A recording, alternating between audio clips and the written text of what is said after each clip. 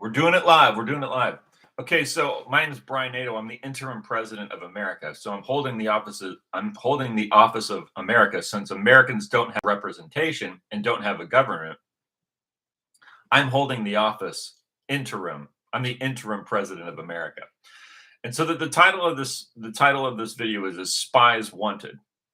Now, we don't want spies to spy on the US government. There's plenty of people already doing that. They're called reporters. So we don't need spies to spy on the US government. That's not what this video is about. But we do need spies to spy on foreign military operating bases in the United States, which is happening right now and has been happening probably for decades. There are actual foreign military, not Americans, not even dual citizens, but actually foreign-born, foreign military operating bases in the United States right now. They have bases in the United States. The first time I ever noticed this was back in 2006-ish, when I was part of a group called the 9/11 Truth Group. And at the time, or it was sometime maybe 2007, I can't remember exactly when it was, but the Simon Wiesenthal Center started calling Richard Gage a terrorist. Okay. The Simon Wiesenthal started calling Richard Gage a terrorist. Richard Gage is an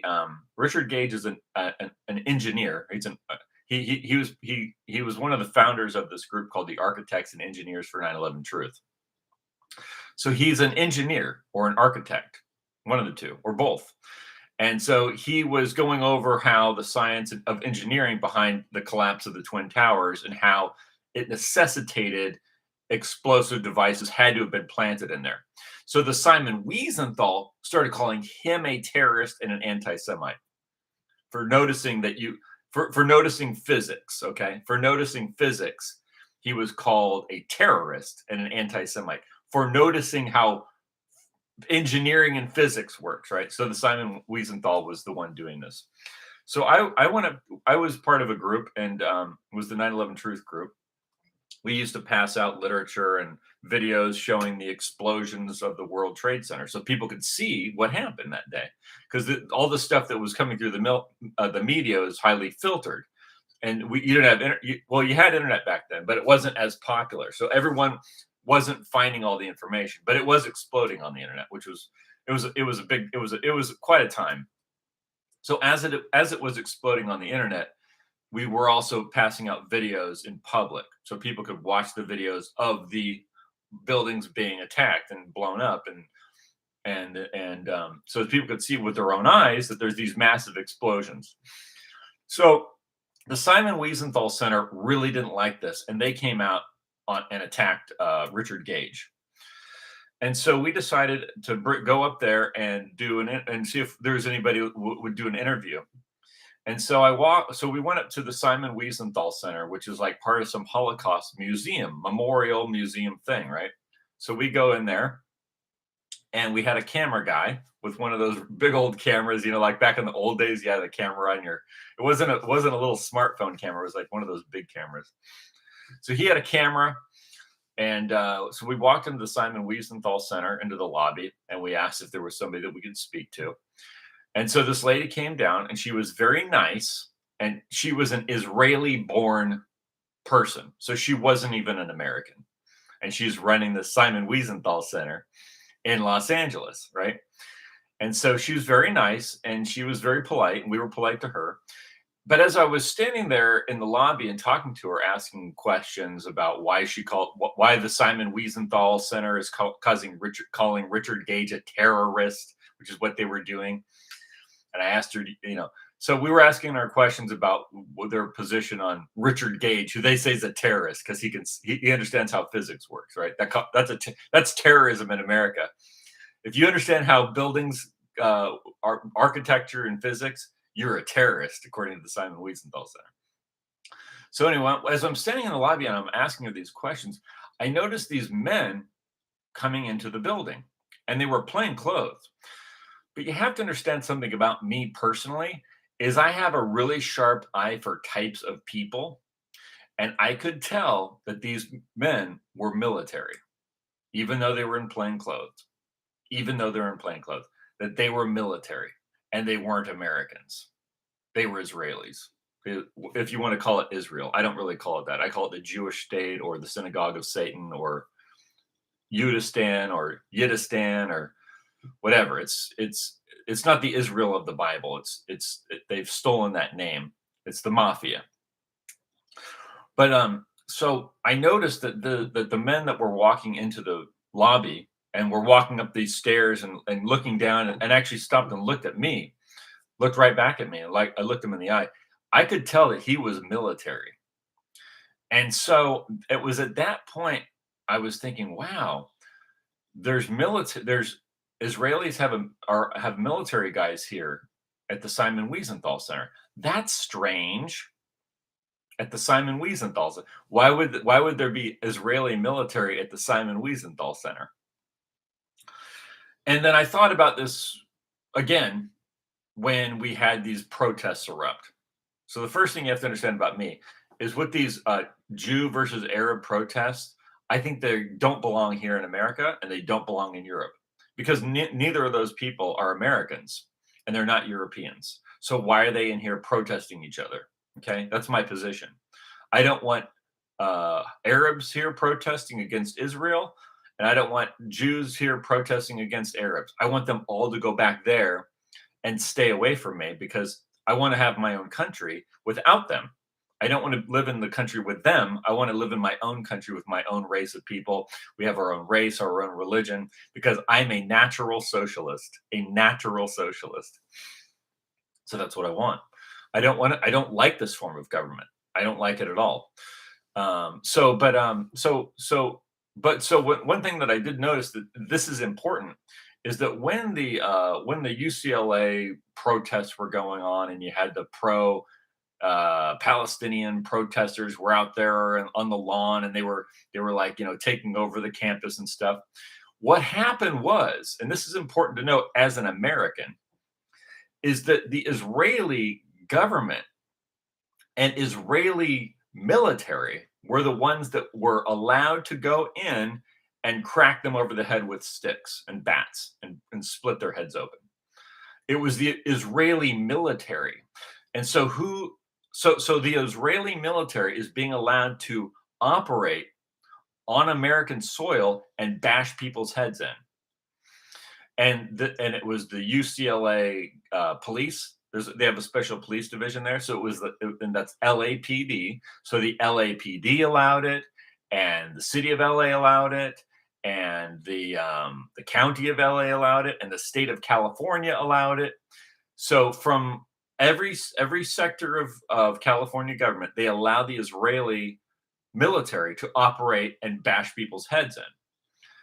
And you're like, well, good, because it was those Palestinian protesters and I don't like them. Okay, but you're an American, though. Why do you have either of these groups here fighting each other? And why are Israelis allowed to attack people on American soil?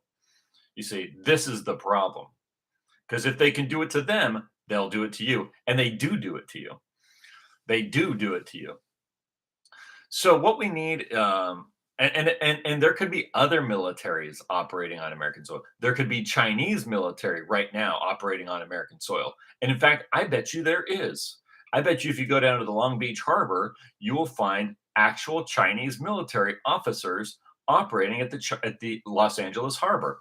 And so my question is, and I'll bet you, and I wouldn't doubt that they have homes, both the Israeli military and the Chinese military. I bet they both have homes and addresses here in the state of California or other states around the nation. Shouldn't the American people know that? Isn't that information that the American people should know and have access to? That there's active military, of foreign military operating on our soil? Would our forefathers who gave us this country ever would have allowed something like that? Of course not. It could only be allowed since the rise of Judaism in Washington D.C. with their best friends, the papal commercial system, the Roman commercial system. That's how that's allowed to happen. But it's not our people that allowed it. It's a foreign operation. But so my but so I what we need is this, whether it's the Israeli military or the Chinese military, or you could have Mexico, you could have Mexican military operating in the United States on American soil with homes here in the United States. That's another one. So there are different foreign governments that I believe have active military bases here in the United States and military servicemen operating here against the interests of the American people, against 100% against, and it's allowed to happen by the state and national government. So literally, Donald Trump is allowing that to happen. He's allowing that to happen. You think Donald Trump's a big tough guy? He's not. He's run by a criminal pedophile network run by Jews called the Epstein Group, and Alan Dershowitz and Chabad Lubavitch. That's who that is. So you think, Chabad Lubavitch, they're Orthodox Jews. They don't believe in homosexuality and marriage and adoption, but they do for you because they want to kill you. You see?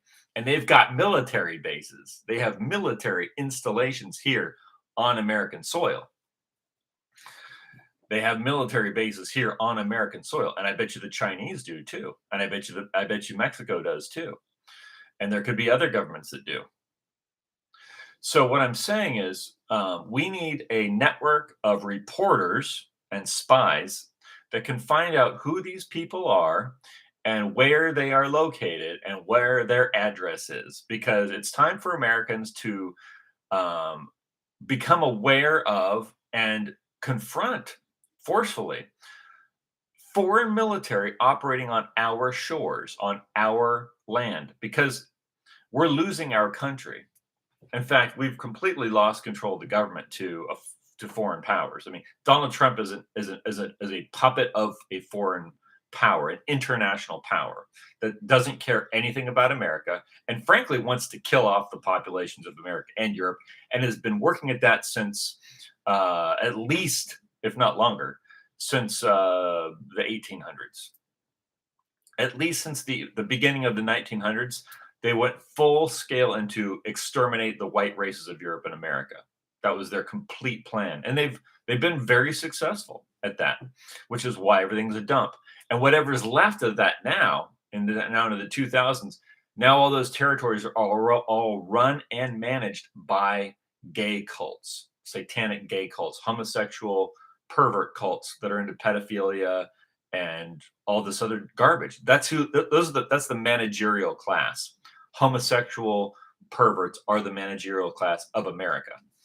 So, but but what we're going to focus on, and what I want spies and reporters for, as the president of America, which means my responsibility is security, which requires spies and intelligence. So intelligence network, and then the other thing that falls under the executive is the Treasury Department, which means we're going to need additionally. I'll have to do a separate video on this, but what we're going to need is our own digital currency, which I think will probably go through that company ADA or whatever, Cardano, that that you can set up a digital currency, which we will use to exchange through our network of our people, the Americans.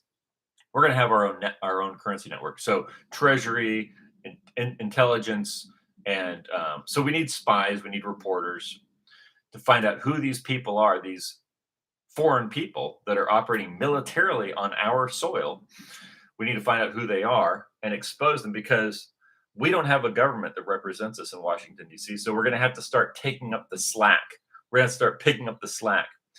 And so those are two things we need help with. So, but the most important one on this video is the intelligence, reporting, and doxing of foreign military operating on U.S. soil. And then secondarily, we need to set up a digital currency system for our people. Okay, end of stream.